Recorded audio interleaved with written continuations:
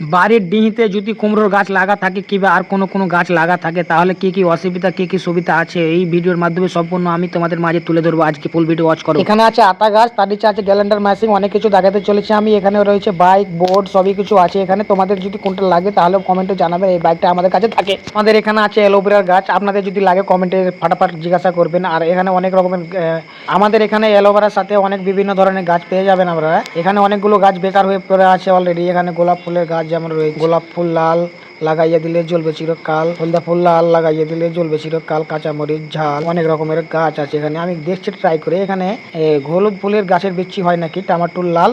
এই যে দেখুন পেপার গাছটা অনেক সুন্দর লাগছে দেখতে। এখানে ফ্লিপকার্টের মাধ্যমে অর্ডার করে দিতে পারি। এই যে লঙ্কার গাছটা দেখতে পাচ্ছি, লঙ্কা গাছটা অসাধারণ দেখতে। আপনাদের যদি চাই কোনো সময় লাগে তো বলবেন, কোনো ব্যাপার নাই, আপনাদের বাড়ি গিয়ে আমরা দিয়ে আসবো। কাজ এখনো শেষ হয়নি, কাজ চলছে বর্তমানে এখন। আর এই যে মার্শালটা উঠেছিলাম ওই মার্শালের বোরিংটা দেখিয়ে দিলাম তোমাদেরকে।